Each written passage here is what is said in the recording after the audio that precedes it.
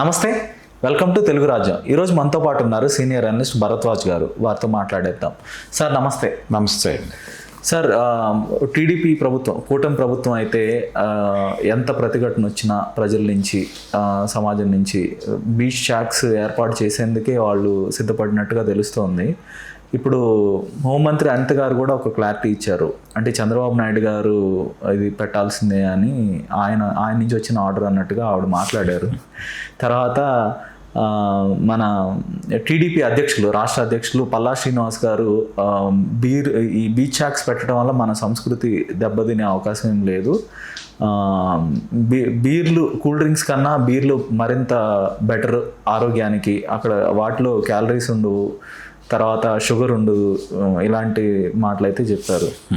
So ఏంటంటారు, అంటే TDP ఎందుకు ఇంత పర్టికులర్గా ఉంది ఇది ఖచ్చితంగా తీసుకురావాలని వీటిని? అంటే బీచ్ షాక్స్ వ్యక్తి వాళ్ళు ఏదో మద్యాన్ని ఏరులై పారుస్తారు, ఇవన్నీ పిచ్చి మాటలు చాలామంది మారుతున్నారు. కానీ ఓకే, నిజానికి ఆంధ్రప్రదేశ్కు ఉన్నటువంటి విశాలమైనటువంటి తీర ప్రాంతం మొత్తాన్ని గోవీకరణ చేయాలి అనేది ప్రోగ్రాం. గోవాగా మార్చాలి అని. ఓకే, తీర ప్రాంతం మొత్తాన్ని గోవాగా మార్చేస్తే జనాలందరూ అక్కడికి పోయి ఎంటర్టైన్మెంట్ పొందుతారు. నిక్కర్లు వేసుకోకుండానో అలా తిరిగేస్తూ ఉంటారు ఆ బీచ్లో. కాబట్టి దీన్ని ఒక ఇండస్ట్రీగా మార్చాలి అనుకుంటున్నారు. ఓకే, దానికి టూరిజం అనే ఒక పేరు పెట్టారు. టూరిజం కిందే చేయాలి వ్యాపారం. అవును. అంటే గతంలో కూడా చంద్రబాబు నాయుడు గారు ఇజాలన్నీ నశించినాయి. కమ్యూనిజము, క్యాపిటలిజము, ఇవన్నీ పిచ్చి మాటలు, కాలం చెల్లిన ఇజాలు అన్నాడు ఆయన మనసులో మాట పుస్తకమా సార్? అందులో ఇంకొక అద్భుతమైన మాట చెప్పాడు. ఇజాలకి కాలం చెల్లింది, ఇప్పుడు బతికున్నటువంటి ఇజం ఒకటే, అది టూరిజం అన్నాడు. కాబట్టి ఆయన చెప్పాడు కాబట్టి అదే జరిగింది, అదే జరుగుతుందని అనుకుంటాడు ఆయన. ఓకే, అనుకుని అందులో భాగంగానే ఇప్పుడు ఇది నిజానికి కేంద్ర ప్రభుత్వ ఆలోచన. ఏది, ఈ తీర ప్రాంతాలు మొత్తాన్ని గోవాగా మార్చాలి అని. ఇక్కడ మద్యపానం ఏరులై పారుతుందని చాలామంది మారుతున్నారు, కానీ కాదు. ఓకే, అది ఉంటుంది. దాంతోపాటు ప్యారలల్గా డ్రగ్ బిజినెస్ నడుస్తుంది ఈ తీర ప్రాంతం అంతా. ఓకే, దాని గురించి మాట్లాడట్లేదు ఎవరు. గోవా ఇప్పటికే డ్రగ్స్ కి, గంజాయికి అడ్డాగా ఉంది. అవునండి, గోవా ఉంది. ఇప్పుడు ఆంధ్రప్రదేశ్ తీర ప్రాంతం మొత్తం డ్రగ్ మాఫియాకి అప్పచెప్పేస్తున్నారు. ఓకే, వాళ్ళు రంగంలోకి దిగుతారు. దిగి దానికి రాజకీయ పండు ఉంటుంది. అవును. అంటే పొలిటీషియన్స్కి సంపాదనకి ఏది అడ్డు కాదు, నైతికతలు ఇలాంటివి ఏవి లేవు. అలాగే నైతికత కాదు, అసలు నైతికత అనేది ఇల్లాజికల్ పదం. ఓకే, ప్రజల పట్ల బాధ్యత, జవాబుదారీతనం వీళ్ళెవరికీ లేవు. జస్ట్ పదవి, డబ్బులు చేసుకోవటం, ఎలా, అంతకు మించి వీళ్ళకి వేరే ప్రయారిటీస్ ఏవి ఉంటాయని నేనైతే అనుకోవట్లేదు. వీళ్ళు రేపు ఈ ఓపెన్ అవ్వబోయేటువంటి బీచ్లన్నిటినీ కూడా డ్రగ్ బిజినెస్కి వాడేసుకుంటారు. ఓకే, అక్కడికి ఈ డ్రగ్ సరఫరా చేసుకునే వాళ్ళకి వెసులుబాటు కల్పిస్తారు, ఏదో ఒక వే చూపిస్తారు. అట్నుంచి నడుస్తూ ఉంటుంది బిజినెస్. వీళ్ళకి డబ్బులు వస్తాయి, వాళ్ళకి డబ్బులు వస్తాయి, డ్రగ్ సర్క్యులేషన్ నడుస్తూ ఉంటుంది.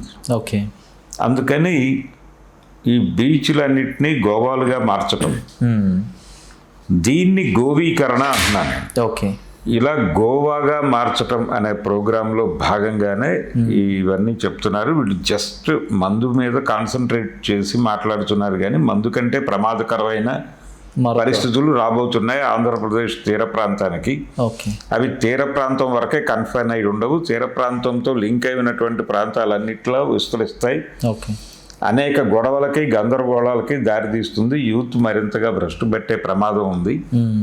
చంద్రబాబు నాయుడు గారు ఎలా ఉంటాడు, ఎలా వ్యవహరిస్తాడు ఇలాంటి వ్యవహారాలు అనేది తెలుసుకోవటానికి పెద్దగా ఎక్కువ దూరం వెళ్ళక్కర్లేదు. ఆయన పదవిలోకి వచ్చిన పద్ధతి చూస్తే అర్థమవుతుంది. ఓకే, ఆయన పదవిలోకి రావడానికి కారణం ఏమిటి? ఆ రోజున ఎన్టీ రామారావు గారు సంపూర్ణ మద్యపాన నిషేధం అనటం, అది మార్కెట్ సెంటిమెంట్ని దెబ్బతీసింది. ఆ దెబ్బతీసి ఈ ఎన్టీ రామారావు అనేవాడికి చెక్ పెట్టి పక్కకి నడపగలిగిన సమర్థుడు ఎవరో అని వెతుకుతుండగా ఈయన రాడార్లోకి వచ్చాడు. అక్కడి నుంచి డీల్ సెట్ చేసుకుని ఎన్టీఆర్ని పక్కకు జరిపి ఆ డబ్బులన్నీ పోగేసి వ్యవహారాన్ని చక్కదిద్దుకోగలిగాడు. ఓకే. అందుకని అధికారంలోకి రాగానే ఇమ్మీడియట్గా మద్యపాన నిషేధం అనే దాన్ని తీసేసి సంపూర్ణం అనేది కాదు, అసంపూర్ణ మద్యపాన నిషేధం అని మార్చేదానికి నెమ్మదిగా షాప్స్ ఓపెన్ చేసి జనాలకు కాస్త మందు పోసి సంతృప్తిపరిచి అలా నడుపుకుంటూ వెళ్ళిన చరిత్ర అయింది. ఓకే.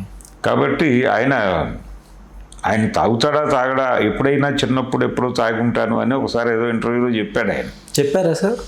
ఒక ఫోటో కూడా సర్క్యులేట్ అవుతూ ఉంటుంది కదా, మీరు చూసే ఉంటారు ఆ ఫోటో. ఓపెన్ హార్ట్ విత్ ఆర్కేలోనే చెప్పాడు ఆయన. ఓకే. నేను రెగ్యులర్ ఇది కాదు, ఓకే, ఎప్పుడూ అని. ఓకే. ఓకే. నేను జనరల్గా సిగరెట్ మందు ఇలాంటివి ఏవి లేవు నాకు. అంటే వ్యసనాలు అనేది మన ఎదుగుదలకు అడ్డంకి అని నేను నమ్ముతాను అని కూడా చెప్పాడు ఆయన. ఓకే. ఓకే. కాబట్టి అదొక ధోరణి మనిషి ఆయన.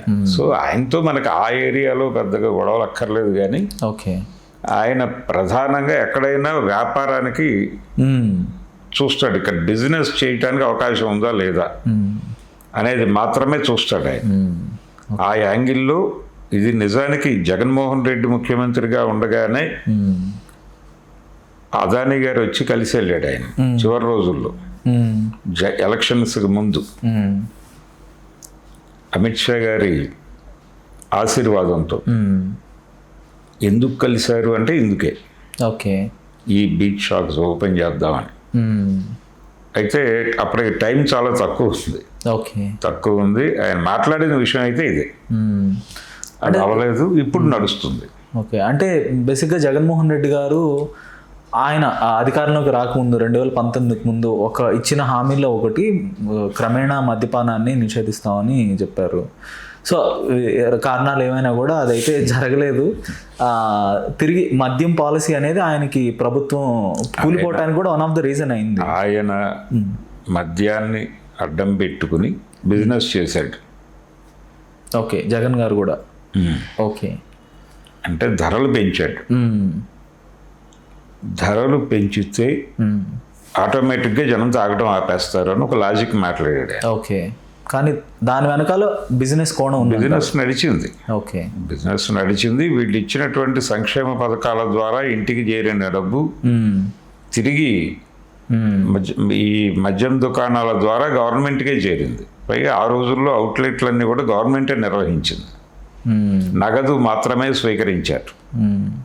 అంటే సంక్షేమ పథకాల నుంచి మద్యం షాపులకి, మద్యం షాపుల నుంచి ప్రభుత్వానికి, ప్రభుత్వం నుంచి మళ్ళీ తిరిగి ఇట్లా సర్క్యులేట్ అవుతా ఉందంటారు. అంతే, అంత మించి ఏం జరగల. కాబట్టి ఈ రోజున సంక్షేమ పథకం పేరుతో వాళ్ళ ఆవిడకో అతనికో ఏదో డబ్బులు పడతాయి. ఆ డబ్బులు సాయంత్రానికి అక్కడ షాప్కి వెళ్ళిపోతాయి. ఓకే, ఈ సైకిల్ నడిపాడు ఆయన. అంతకు మించి చేసింది ఏమీ లేదు, ఉద్ధరించింది ఏమీ లేదు. ఓకే, చంద్రబాబు నాయుడు మంచి స్కీమరు. ఆయన దేనిలోనైనా వ్యాపారం చూస్తాడు. ఆ వ్యాపారాన్ని కూడా ఎలా నడపాలో ఆయనకు తెలుసు. అలాగే దానిలో ఏ రకమైనటువంటి విమర్శకి తావు లేకుండా ఒక జస్టిఫికేషన్ వే చూస్తాడు ఆయన. ఓకే, చూసి ఆ పద్ధతిలో నడిపిస్తాడు. ఓకే, ఇది కూడా అదే, పల్లా మాట్లాడింది కూడా ఆ కోణంలోనే. ఓకే సార్, ఇప్పుడు సహజంగా ఇప్పుడు ఆంధ్రప్రదేశ్లో కొంత మద్యం సేవించే వారి సంఖ్య ఎక్కువగా ఉంది, మద్యం సేవించిన వారి కన్నా కూడా. అంటే దేశవ్యాప్తంగా కూడా అదే పరిస్థితులు ఉన్నాయి. ఆంధ్ర, తెలంగాణలో మరికొంత ఎక్కువ ఈ కల్చర్ అనేది పెరిగింది ఈ మధ్యకాలంలో. సో పబ్లిక్ పర్సెప్షన్ కూడా మద్యానికి అనుకూలంగా ఉంది. సో మనం బీర్ హెల్త్ డ్రింక్ అంటే, లేదంటే కూల్ డ్రింక్ కన్నా ఇది మరింత ఆరోగ్యకరం అని చెబితే ఈ వీళ్ళ ఓట్లన్నీ మనకు వస్తాయి. ఇప్పుడు గతంలో కూడా చూసాం మనం, ఆయన మేము అధికారంలోకి వస్తే 50 రూపాయలకి చీప్ లిక్కర్ ఇస్తామని కూడా మాట్లాడారు వీర్రాజు గారు, ఆయన సోము వీర్రాజు. సో ఇప్పుడు ప్రభుత్వం కూడా అదే ఆలోచిస్తుంది అంటారా? ప్రజల పర్సెప్షన్ అనుకూలంగానే ఉంది వీటికని. అంటే ఆల్రెడీ మద్యం ఏర్లై పారుతోంది అక్కడ. కొత్తగా వాళ్ళు మంచి షాపులు పెట్టారు. అంటే ప్రైవేట్ సెక్టార్లోకి మారింది వ్యవహారం అంతా. ప్రభుత్వ అవుట్లెట్లు తీసేశారు కాబట్టి మంచి షోకేజ్లు, మంచి ఎన్విరాన్మెంట్లో షాపులు, బార్లు వచ్చేసినాయి అక్కడ. కాబట్టి ఆల్రెడీ నడుస్తోంది బిజినెస్. ఇప్పుడు కొత్తగా యాడ్ అవుతోంది బీచ్లో మీరు వెళ్ళి సరదాగా డ్రింక్ చేసి అలా కాసేపు దొర్లు వచ్చేయచ్చు సముద్రంలో. ఓకే. దీనికి తోడు డ్రగ్ బిజినెస్ జరుగుతుంది అక్కడ. అంటే ఇక రాబోయే ప్రమాదం ఇదంతా కూడా. అంతే, ఇప్పటి వరకు లేదు అక్కడ, ఇప్పుడు జరుగుతుంది. ఇప్పుడు ఆల్రెడీ కొన్ని చోట్ల రిసార్ట్స్ ఉన్నాయి, సూర్యలంకలోను అలాంటి చోట్ల. అవును, అక్కడ నడుస్తోంది బిజినెస్. ఓకే. అక్కడ రిసార్ట్ బేస్గా నడుస్తోంది. ఇప్పుడు అలా కాదు, బీచ్లోనే పెట్టేస్తారు. ఇప్పుడు వైజాగ్ బీచ్లో అప్పడాలు, అలాగే వేరుశనగకాయ అంటారు, అలాగే దాని పేరు ఏమిటి, ఐస్ క్రీమ్ ఇవే అమ్ముతారు కదా బీచ్లో అయితే అమ్మేవైతే ఇవే. దాంతో పాటు ఒక చిన్న ఇది కూడా పెడతారు, చిన్న కౌంటర్ పెట్టేసి అక్కడికి వెళ్ళి మీరు చెప్పిన పర్సంటేజ్లో మిక్స్ చేసి ఒక షాట్ ఇస్తాడు నాకు గ్లాసులో. మీరు అడిగిన డ్రింక్, మీరు అడిగిన మోతాదులో సోడా కలిపి ఇచ్చేస్తాడు. ఓకే. అది ఒక చిన్న ప్యాక్లో ఉంటుంది, అది దానిలో స్ట్రా వేసుకుని వెళ్ళిపోతాడు ఇటు సముద్రంలోకి. వెళ్ళిపోయి అలా అలా ఈత కొడుతూ మందు తాగుతూ అది ఏదైనా జరగచ్చు, అది వేరే గొడవ. అలా సరదాగా ఎంజాయ్ చేసేసి వచ్చేస్తారు. వచ్చేస్తారో వెళ్ళిపోతారో ఆ తర్వాత వాళ్ళ ఫేట్ డిసైడ్ చేస్తుంది. కాబట్టి అలాంటి సదుపాయం కల్పించబోతున్నారు బీచ్ల్లో. అంటే ఇప్పుడు ప్రైవేటు సంస్థలకి ఈ నిర్వహణ బాధ్యతలు అప్పచెప్తారు కాంట్రాక్ట్ లాగా. అవును. సో దీని వెనకాల మోస్ట్లీ ఏదో ఒక టూరిజాన్ని డెవలప్ చేయడం కన్నా కూడా బిజినెస్ యాంగిల్, రాజకీయ నేతలకి, తమ పార్టీ నేతలకి దోపిడీ ఇన్కమ్ సోర్స్ గా భావిస్తున్నారా? ఇన్కమ్ సోర్సే ఇది, చాలా స్పష్టంగా. అదానీ లాంటి బిగ్ హ్యాండ్స్ ఉన్నాయి దీని వెనకాల. వాళ్ళు ఇప్పుడు రంగంలోకి వస్తారు నెమ్మదిగా. వచ్చి వాళ్ళందరి సహకారంతో ఈ ప్రాజెక్టు నడుస్తుంది. మొత్తం దేశవ్యాప్తంగా అన్ని బీచ్ల్ని ఇలా మార్చాలనేది వాళ్ళ ఉద్దేశం. అందులో భాగమే ఇది కూడా. సో ప్రజలు ఇప్పుడు వ్యతిరేకించాలంటే ఇప్పుడే వ్యతిరేకించాలి, పెట్టే ముందే. సో ప్రజలు దీనిపై ప్రతిఘటించాల్సిన అవసరం ఎంత ఉందంటారు ఇప్పుడు వైశాఖ ప్రజలు? కానీ ప్రతిఘటించాల్సిన అవసరం ఉంది, ప్రజలకు కూడా తెలుసు ఆ విషయం. కానీ వాళ్ళని ఆర్గనైజ్ చేసేది ఎవడు అనేది ప్రశ్న ఇప్పుడు. అంటే వైఎస్ఆర్సీపీ కూడా యాక్టివ్గా ఎందుకు మాట్లాడలేదు అంటారు? అంటే ఇప్పుడు అది దానివల్ల ప్రమాదం పొంచి ఉందనే తెలుసు ప్రతిపక్షానికి, ఎందుకు దీని మీద యాక్టివ్గా మాట్లాడటం? రంగంలోకి దిగాలి కదండి, దిగిన తర్వాత తెలుస్తుంది. అంటే కమ్యూనిస్ట్ పార్టీలు కూడా రావాలి, వచ్చి రోడ్ల మీదకి వచ్చి గొడవ చేసి ఆపాలి. ఆపకపోతే ప్రమాదం. ఓకే. మొత్తం తీర ప్రాంతం అనుకుంటున్నారు కానీ తీర ప్రాంతం కాదు, ఇన్ టోటల్ అది డ్రగ్ ఆంధ్రప్రదేశ్గా మారే ప్రమాదం ఉంది. అందుకని ఇప్పుడు ఇది నవ్యాంధ్రప్రదేశ్ లాంటి విచిత్రమైన పదాలేవో వాడుతూ ఉంటాడు ఆయన. అలా డ్రగ్ ఆంధ్రప్రదేశ్గా మారుతుంది అది. ఓకే. అందుకని ఈ ప్రాజెక్ట్ పట్ల వ్యతిరేకత వ్యక్తం చేయాల్సిన అవసరం ఉంది, బలంగా చూడాలి. ఓకే. ఏ మేరకు కదులుతారు అనేది వాళ్ళు సమస్యను అర్థం చేసుకుంటే కదులుతారు. ఓకే. ప్రయోజనం ఉంది అనుకుంటే, ఇది ఢిల్లీ దేవుడికి వ్యతిరేకంగా వెళ్ళినట్టు అవుతుందేమో అంటే అదాని గనక ఇన్వాల్వ్ అవుతాయి, ఇది యాంటీ ఢిల్లీ ప్రోగ్రామ్ కింద మారుతుందేమో, ఢిల్లీ దేవుడికి కోపం వస్తుందేమో అని అనిపిస్తే ఓకే జగన్మోహన్ రెడ్డి ఒక అడుగు వెనక్కేసే ప్రమాదం కూడా ఉంది. ఓకే. అంటే ఇప్పుడు పల్లా శ్రీనివాస్ గారు కానీ లేదంటే అనిత గారు కానీ మేము పెట్టి తీరుతాము, ఇందులో తప్పేం లేదు అంటే ఇంత ఓపెన్గా చెప్తున్నారు. అంటే ఒక అడాసిటీ అయితే కనపడుతుంది వాళ్ళలో.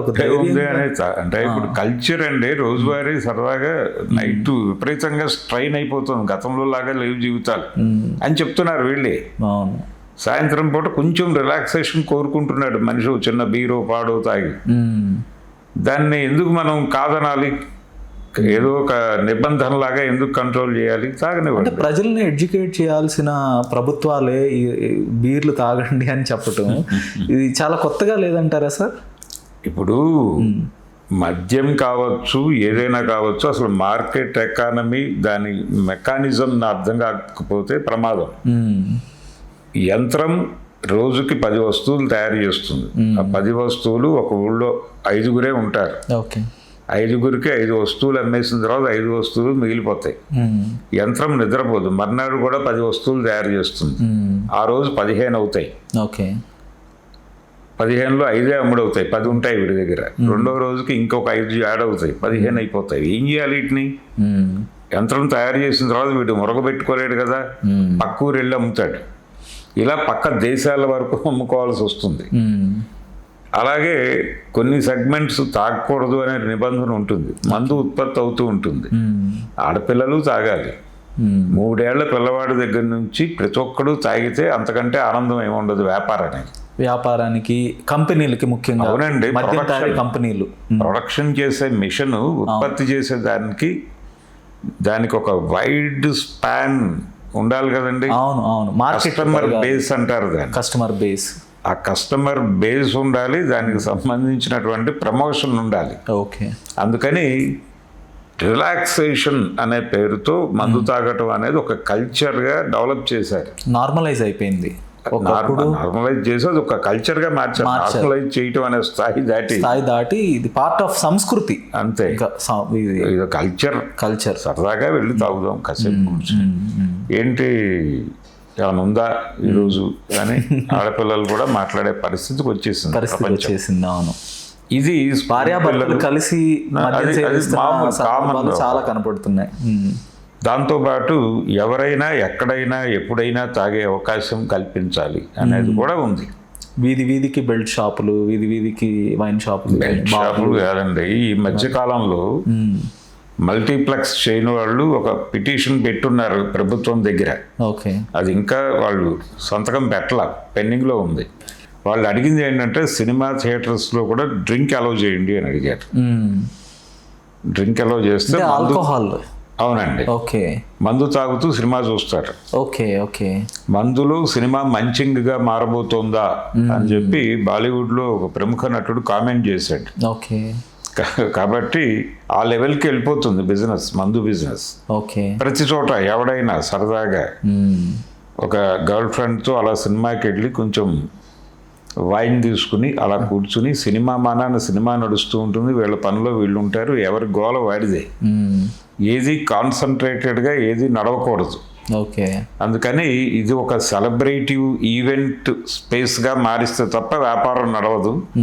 మేము ఈ వ్యాపారం నడపాలంటే మాకు డ్రింక్కి కూడా పర్మిషన్ ఇవ్వాలి అని వాళ్ళు గవర్నమెంట్ ముందు ఒక లెటర్ పెట్టారు. అది ఎట్లా పాసిబుల్ సార్ వాళ్ళు లెటర్ పెట్టడానికి? ఎందుకంటే ఫ్యామిలీస్ వస్తాయి, పిల్లలు వస్తారు, అంటే తాగని వాడు ఎవడు. ఓకే. మీరు రిస్ట్రిక్ట్ చేస్తున్నారు కానీ ఇక్కడ రెస్ట్రిక్షన్స్ లేవు. ఇక్కడ నుంచి బయటకు వెళ్ళిన తర్వాత వాళ్ళు చేస్తున్న పని అదే. ఓకే. అది లోపలే చేయడానికి అవకాశం కల్పించడానికి ఎందుకు మీరు హెసిటేట్ చేస్తున్నారని మాట్లాడుతున్నారు. ఓకే. కాబట్టి మారిన ప్రపంచంలో మారుతున్నటువంటి పద్ధతుల్ని అర్థం చేసుకుని ముందుకెళ్ళాలి అన్న టోన్లో పల్లా గారు కావచ్చు, అనిత గారు కావచ్చు మాట్లాడటంలో తప్పుందని నేనైతే అనుకోవడం లేదు. ఓకే, ధన్యవాదాలు sir. Thank you. Hello, Telugu రాజ్యం ఛానల్ చూస్తున్నారా? సామాజిక రాజకీయ జీవన చిత్రణే తెలుగు రాజ్యం. అతిశయోక్తులు అసత్యాలు ఉండవు. రాజకీయ కోణం కాదు, ప్రజా కోణమే కొలబద్ద. తెలుగు రాజ్యం వీక్షణ మీ ఉత్తమ అభిరుచికి నిదర్శనం.